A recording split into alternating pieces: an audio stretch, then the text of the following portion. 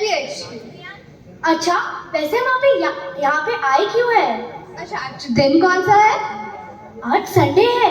अच्छा, आज तो साइंस और संडे है, तो आज का सेशन किस पर है? आज का सेशन 5 एलिमेंट्स पर है। अच्छा, तो कहाँ है ये 5 एलिमेंट्स?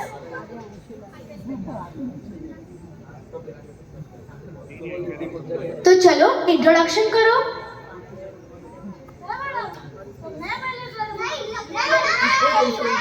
अरे रुको, मैं बताती हूँ कौन बड़ा है। तो ठीक है, तय हुआ। सबसे बड़ा है स्पेस। तुम चालू करो स्पेस।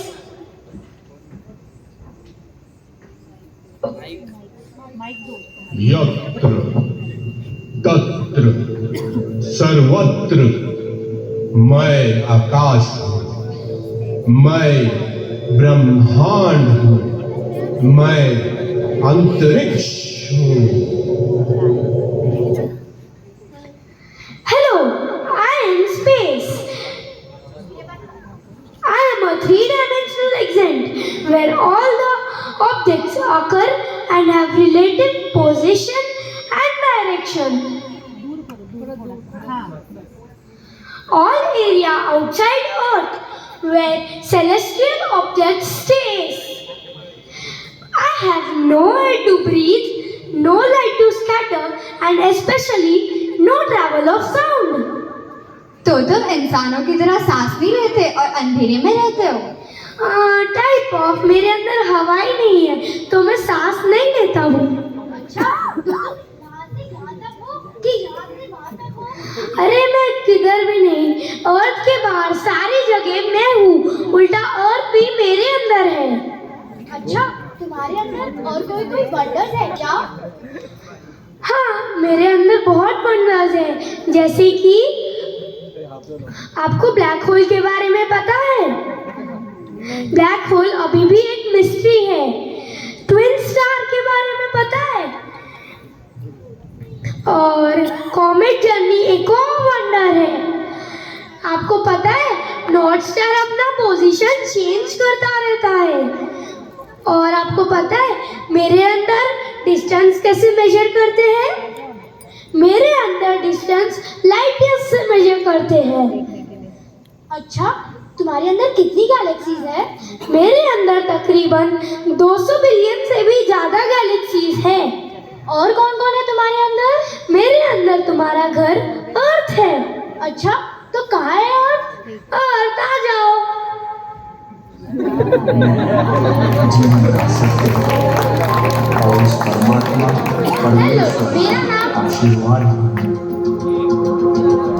मैं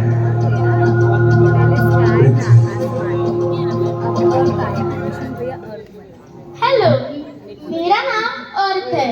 मैं इस ग्रह पर मैं एक ऐसा ग्रह हूँ जिस पर जीवन पाया जाता है। मैं एक रोटेशन देने के लिए पूरे 24 घंटे लगाता हूँ। मैं सोलर सिस्टम में 3 नंबर पर हूँ। मैं एक ऐसा ग्रह हूँ जिसमें पेड़ पौधे पक्षियाँ और जानवर रहते हैं। अच्छा, और तुम्हारा सबसे अच्छा दोस्त कौन है? मेरा सबसे अच्छा दोस्त है वाटर। अच्छा, कहाँ है वाटर? Water water.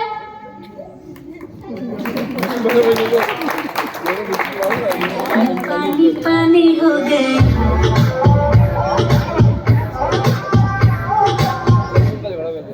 हेलो, मेरा नाम वाटर है। मैं तीनों फॉर्म्स में रहता हूँ, सॉलिड, लिक्विड और गैस। मैं सॉलिड में आइस रहता हूँ, मैं लिक्विड में वाटर रहता हूँ और मैं गैस में स्टीम रहता हूँ।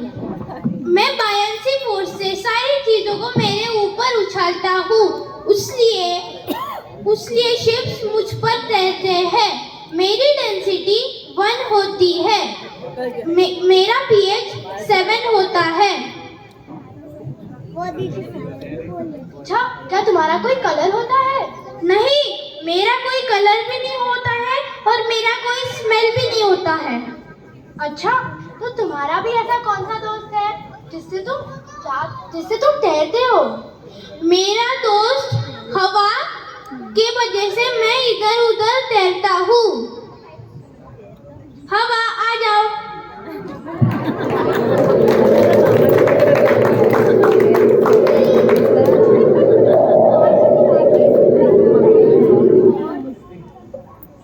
Hello, I am Earth. Do you know that my pressure of atmosphere is 6.7 square per kg? क्या तुम्हें मालूम है मेरी एक हवा पूरे ओलंपिक साइज स्विमिंग पूल को 277 डेज तक भर सकती है? क्या तुम्हें मालूम है हवा का कोई कलर या कोई स्मेल नहीं होता, पर उसका वॉल्यूम और मास होता है? क्या तुम्हें मालूम है कि हवा छाया भी बना सकती है? क्या तुम स्पेस ऑक्यूपाई करते हो? हाँ, मैं बहुत सारी स्पेस ऑक्यूपाई कर सकता हूँ।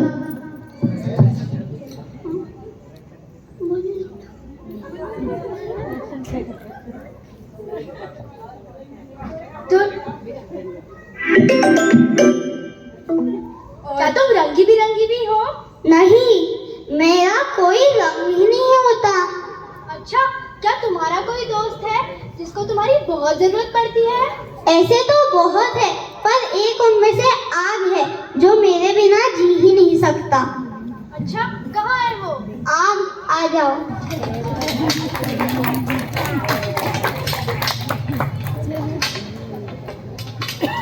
तुम इतने गुस्से में क्यों लग रही हो? क्योंकि मेरे अंदर आग जल रही है। मैं नोमैड से डिस्कवर हुई थी। उन्होंने 2 स्टोन्स को घिसकर मुझे जनरेट किया था। मैं सबसे पावरफुल फोर्स हूँ। मेरे 3 कलर्स का टेम्परेचर आपको पता है क्या है? ब्लू का है 1100, ऑरेंज का है 700 और येलो का है 500। मैं आपके बॉडी में रहती हूँ एसिड्स के फॉर्म में। आप मुझे रिचुअल्स, कुकिंग और बहुत सारे फेस्टिवल्स में यूज करते हो।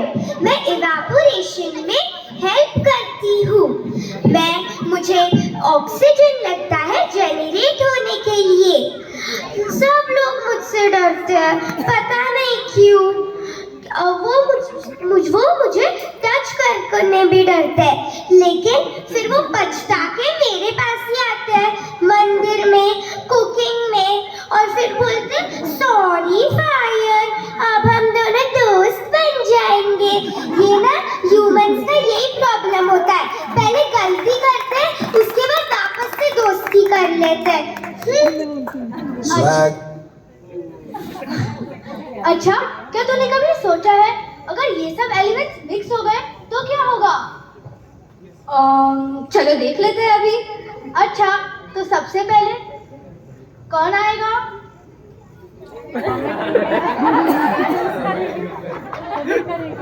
अरे अरे भाई, तुम कहाँ चले? मम्मी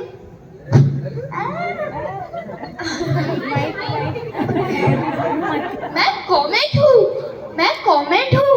मैं धूल, बर्फ और पत्थर से बना हूँ। आपको मालूम है इस साल कौन सा कॉमेट आने वाला है? Atlas comet.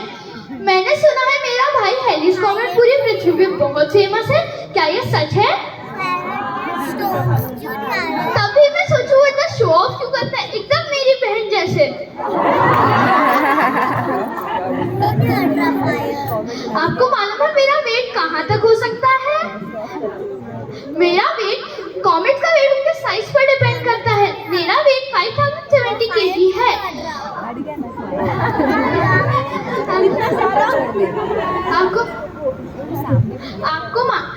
अरे चलो चलो, अब मेरे को सूरज के चक्कर काटने के लिए बुला रहे हैं। चलो बाय।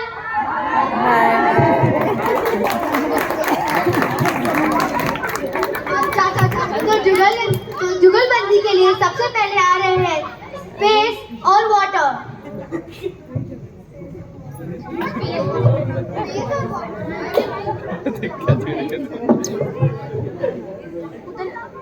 अरे यार, हर बार जैसे लेट हो रहे हैं। अरे भैया, यहाँ कहीं ऑगस्ट होम्स है क्या? अरे हम दोनों ऑगस्ट होम्स में ही खड़े, यही ऑगस्ट होम्स है। अच्छा, शायद इधर कोई फाइलमेंट्स की मीटिंग होने वाली थी। हाँ, मैं भी उसके लिए ही रुका हूँ। तो तुम एक फाइव एलिमेंट में से एक हो? हाँ, मैं भी 5 एलिमेंट में से एक हूँ। तुम्हारा नाम क्या है? मेरा नाम जल है। तुम जलते हो? अरे नहीं, इंग्लिश मीडियम, जल, पानी, वाटर। अच्छा, मैं हूँ अंतरिक्ष। Auto rickshaw? अरे तेरे कान में जल थोड़ी चले गया। ऑटो रिक्शा नहीं, स्पेस स्पेस। अच्छा, नाइस टू मीट यू। चलो फिर आज अपन दोनों एक खेल खेलते हैं जिसका नाम है जुगलबंदी। हाँ ठीक है, मैं तुझे पहले पूछता हूँ, तुम्हारे अंदर कितने गैलेक्सीज है? मेरे अंदर तकरीबन 200 बिलियन से भी ज्यादा गैलेक्सीज है। तुम्हारी डेंसिटी क्या है? मेरी डेंसिटी 1 है। अच्छा, अगर मैं तुम्हारे अंदर आ गया तो मेरा क्या होगा? मेरे को याद नहीं आ रहा, क्या आप लोगों को याद है कि अगर ये मेरे अंदर आ गया तो क्या होगा? नहीं पता, तू ही बोल। याद आ गया, ये अगर मेरे अंदर आ गया तो ये पूरा सॉलिड बन के इधर उधर हिलता रहेगा, बट नीचे नहीं गिरेगा क्योंकि स्पेस में ग्रेविटी नहीं होती जैसे अर्थ में होती है। तेरा पीएच क्या है? मेरा पीएच 7 है। अच्छा, चलो चलो, बहुत हुआ, हमको बाकी लोगों से भी तो मिलना है। चलो जल्दी जाओ। हाँ चलो। हम तो भूल ही गए, हमारे साथ में और भी कोई है, बिजली और मून, उन्हें भी बुला लेते हैं। अच्छा, सन भी तो है। हाँ हाँ, सन तो मैं भूल ही गई।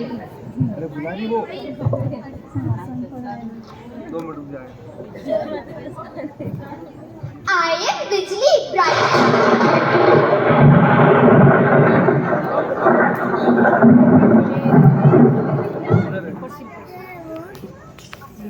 I am busy, bright and fast. I am full of positive charge.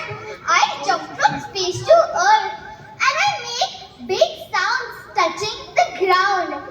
I also burn whoever comes in my way and trees.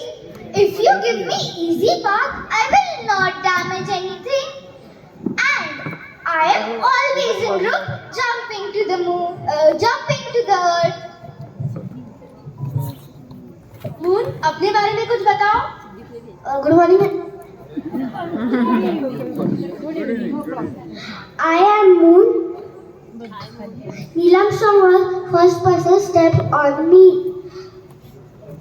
Moon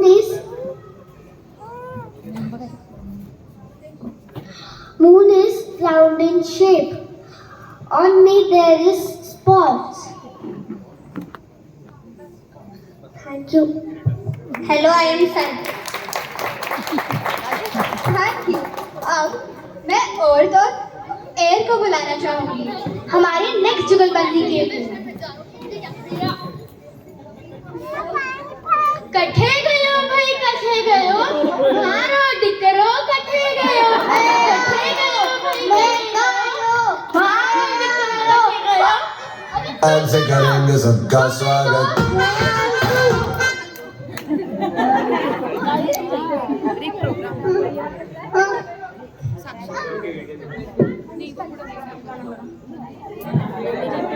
swag से करेंगे सबका स्वागत।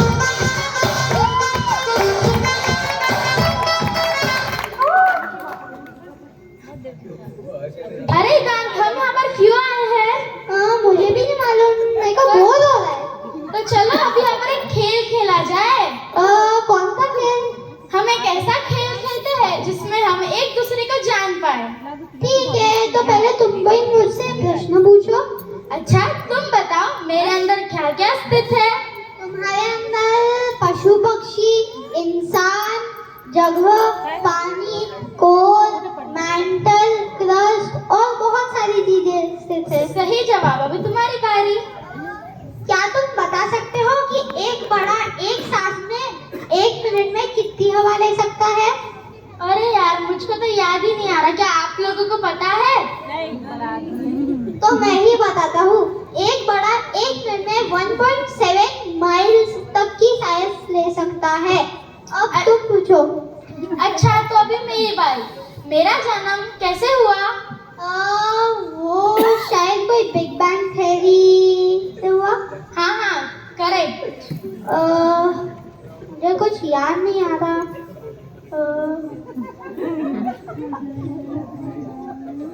क्या तुम बता सकते हो हवा में कितने % नाइट्रोजन, कितने % और बाकी चीजें हैं? हवा में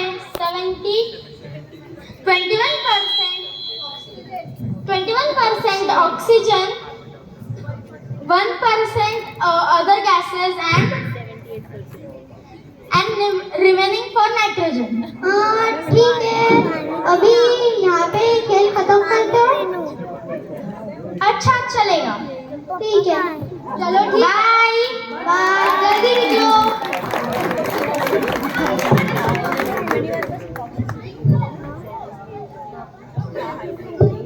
कॉमन मैन, जल्दी चालू करो।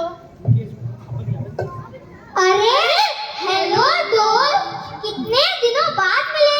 तुम इतने दिन क्या कर रहे थे? क्या करूं? मैं सूरज के चक्कर काट रहा था। मेरे भाई बहन अभी भी सूरज के चक्कर काट रहे हैं। तुम्हें पता है मैं तुम्हारा कितनी बेसब्री से इंतजार कर रहा था। मैं भी तुम्हारा इंतजार कर रहा था।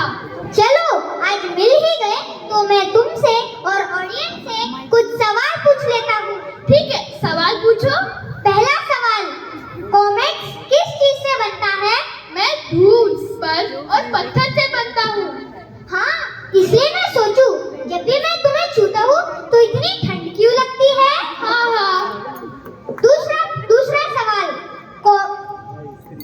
कॉमेट्स की बॉडी को क्या कहते हैं? कॉमेट्स की बॉडी को न्यूक्लियस कहते हैं। अच्छा, मुझे एक कॉमेट का नाम बताओ। हेलिस कॉमेट।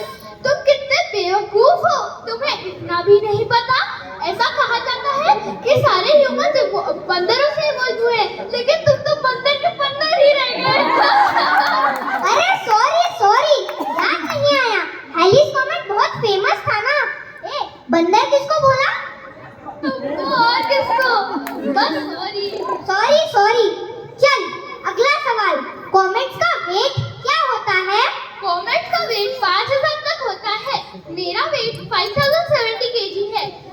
कॉमेट्स का वेट उनके साइज पर डिपेंड करता है। हाँ, तुम तो हाथी से भी भारी हो। देखो पता नहीं था तुम इतने मोटे होंगे। चल अगला सवाल। अरे रुको, मुझको सूरज मामा के चक्कर काटने के लिए बुला रहे हैं। बाय बंदर। बाय हाथी, फिर मिलेंगे। अच्छा, अब हम फायर और वाटर को बुलाते हैं।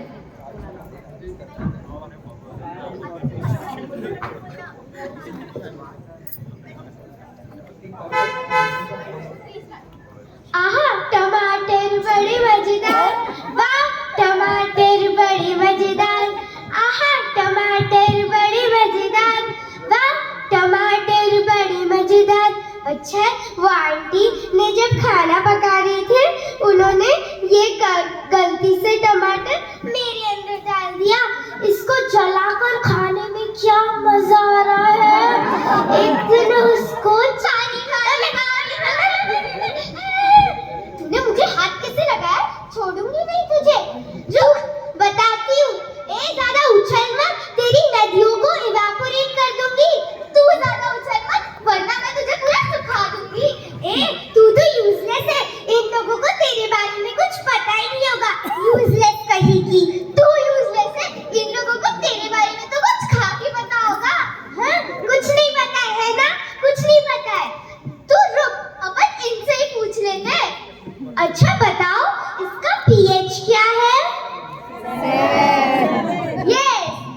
अब मुझे बताओ कि इसका फायर का ब्लू, येलो और ऑरेंज कलर्स का टेम्परेचर क्या है? Yes correct. अच्छा बताओ इसका फ्रीजिंग टेम्परेचर क्या है? नहीं पता। इतना इजी क्वेश्चन था। अच्छा तू ही बता दे। मेरा फ्रीजिंग टेम्परेचर है 32 डिग्री फ़ारेनहाइट और 0 डिग्री सेल्सियस। हाँ, अभी आप मुझे बताओ कि ये फॉर्म कैसे हुई थी? पता नहीं। चल तू ही बता दे। हाय रब्बा, इतना इजी क्वेश्चन आप मुझे यूज करते तो भी नहीं पता। धोखा दे दिया आपने। छोड़ो, मैं ही बता देती हूँ। मैं नोमैड से डिस्कवर हुई थी और उन्होंने 2 पत्थरों को घिसकर मुझे जनरेट किया था। अच्छा तू एक क्वेश्चन पूछ ले। अच्छा, अपन दोनों भी इनसे क्वेश्चन पूछ ले। चल, अच्छा बताओ, हम दोनों मिल गए तो क्या बनेगा? पता नहीं। अगर हम दोनों मिल गए तो बन जाएगा खाना खजाना।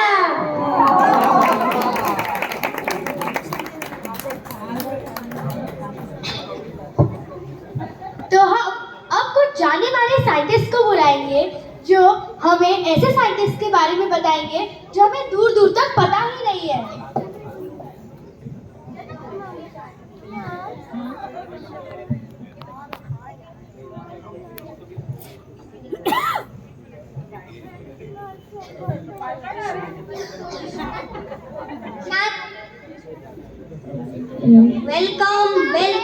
वेलकम। नमस्ते। आज मैं श्लोक सोनी, मैं ईशान मालपानी आपको बहुत ही महत्वपूर्ण जानकारी देने वाले हैं। आज का टॉपिक है ग्रेट इंडियन साइंटिस्ट। कोकिल सर के बच्चों को तो इसके बारे में सब मालूम है। देखते हैं इनको मालूम है क्या। और आज के लिए हम दोनों आपके गाइड हैं। चरक, आचार्य चरक 300 BC के आरंभ कौन हुए थे?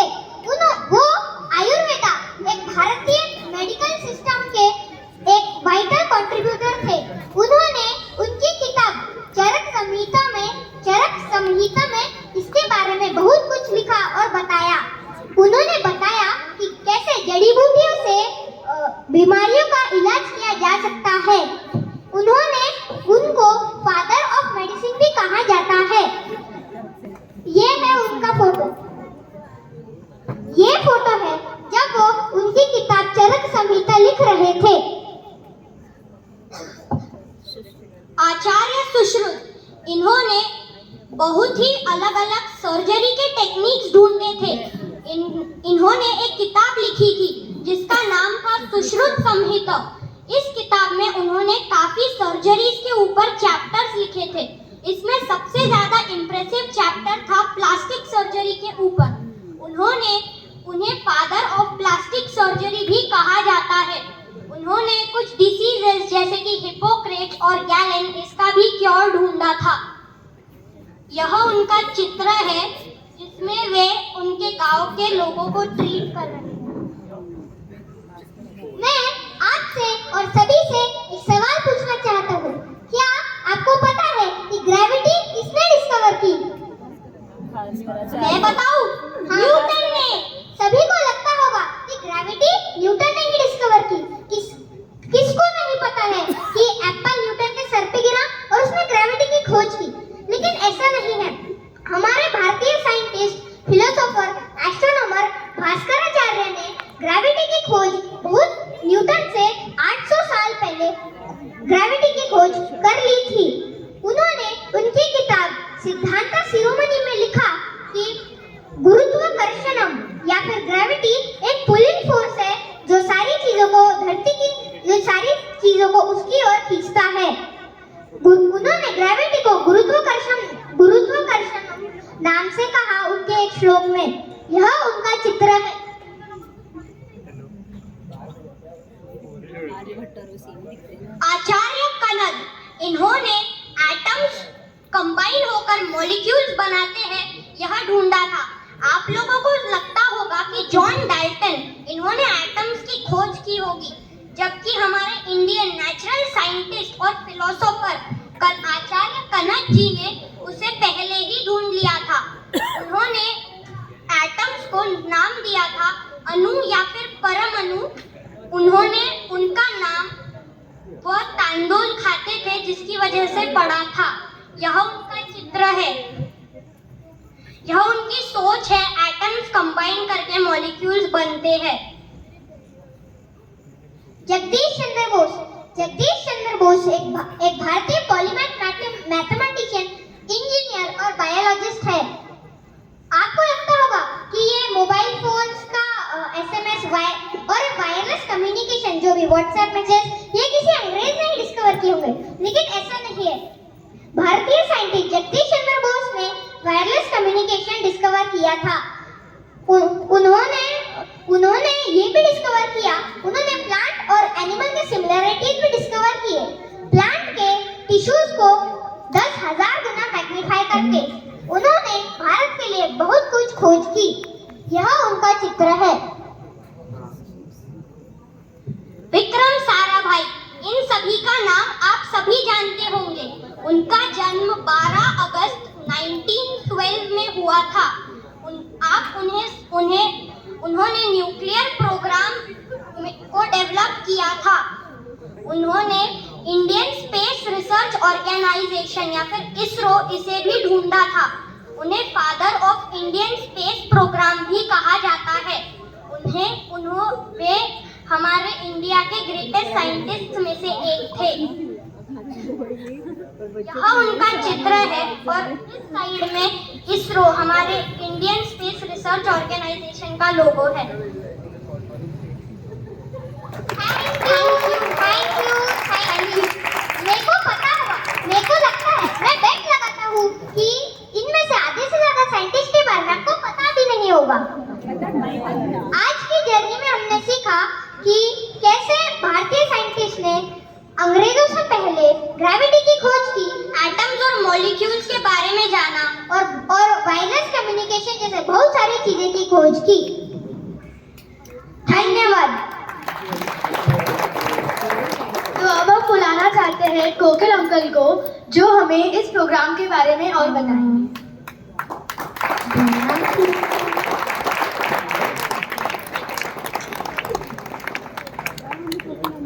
नमस्ते।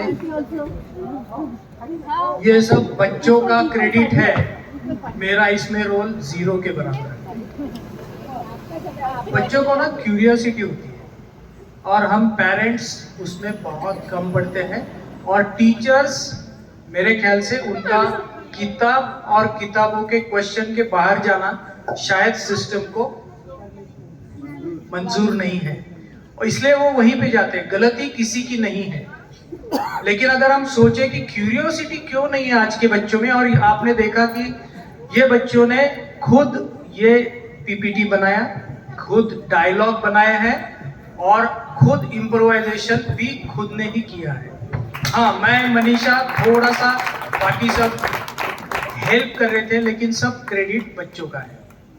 तो ये बच्चे कैसे तैयार होते हैं? लास्ट 1 साल में आपको पता है कि बच्चों को कहीं भेजना है क्लास में, अगर उनको इंटरेस्ट नहीं आता है तो बच्चे नहीं जाते हैं। और मैं परेशान हर बार होता है कि 1.25 साल हो गया, ये बच्चे हर संडे को आते हैं। अगर मेरी गाड़ी नहीं दिखती है तो पूछते अंकल नहीं है क्या, ड्राइवर से पूछते कहाँ है अंकल, सवेरे दोपहर में शाम में कब क्लास है।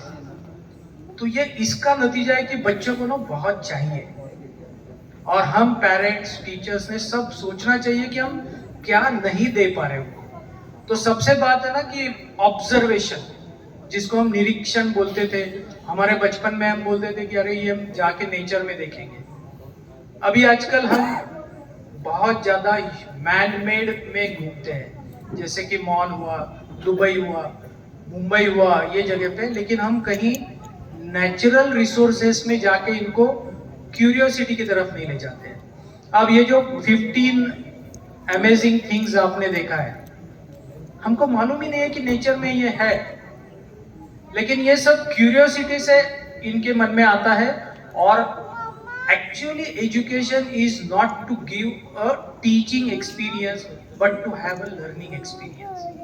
और वो लर्निंग एक्सपीरियंस तभी आता है जब बच्चे खुद होके व्हाई सोचते हैं। मैंने नमिता भाभी ने बोला कि व्हाई और व्हाट इफ, मैंने उनको एक दिन ऐसे ही पूछा कि अगर समुद्र का पानी खत्म हो जाता है तो कैसे वाटर साइकिल चालू रहेगा, अगर एयर ट्रैवल करना ही बंद कर देगा तो कैसे सांस ले पाओगे। ये बातें हम सोचते नहीं है, और सच में ऐसा कभी हो जाता है तो क्या करना चाहिए इसका कोई हमारे पास निर्णय नहीं है। हम मार्क्स तो बना लेते हैं, जैसे कॉमेट है, कॉमेट इतना सारा नॉलेज दे के जाता है हर बार, लेकिन हम शायद ही उसके बारे में कुछ जानते हैं। लेकिन ये बच्चों को जानना जरूरी है, और हम हर बार स्कूल में नहीं पढ़ाते। ये स्कूल अच्छा नहीं है, ये उसकी टीचर अच्छी नहीं है, मैथ्स वाले तो बहुत बोर है, ये क्रिटिक मोड में बहुत जल्दी चले जाते हैं। लेकिन हम क्रिटिक मोड में जाए एक बात है, और क्रिटिक ना करते हुए खुद एफर्ट्स ले ले ये दूसरी बात है। मैंने सोचा कि अपन ये तरीके से जाते हैं, तो अभी अपने बच्चों के लिए तो ऑगस्ट होम के लिए मैं करता था, मैं करीबन 100 से ज्यादा स्कूल में जाता हूँ, बच्चों को यही बातें सिखाता हूँ, टिंकरिंग लैब और कॉलेज के माध्यम से हेड ऑन अलग अलग फॉर्म में जाके। लेकिन बच्चों में क्यूरियोसिटी क्रिएट करना मेरे ख्याल से ये सबसे अहम राष्ट्रहित की भाषा है, क्योंकि हम लोग बहुत ज्यादा डिपेंडेंट हो गए वेस्टर्न वर्ल्ड के इनोवेशन और इन्वेंशन पे। हमें पता ही नहीं है कि हमारे ये छोटे छोटे साइंटिस्ट इतना सारा कर सकते हैं काम, जो कि हमारे लिए बहुत ज्यादा अच्छा हो सकता है। और मैं इनको छोटी छोटी कहानियां बताता हूँ, फिल्म बताता हूँ, और इतना ज्यादा वो इंटरेस्ट लेते हैं कि जैसे बोला कबीर 8:45 बजे आके बैठ जाता था। एक दिन मनीषा ने उसको डांटा था कि अरे इतने जल्दी क्यों आते हो, तो उसने बेल नहीं दबाया, फिर वो आके बैठ जाता था बीच में। फिर मैं जैसे 9:05 कम है तो बोल दो वहां बैठना है, बेटा बेल क्यों नहीं दबाया, नहीं 9 नहीं बजे ना अभी। तो ये क्यूरियोसिटी जो बच्चों में आती है ना, वो बहुत ज्यादा एनर्जी देती है।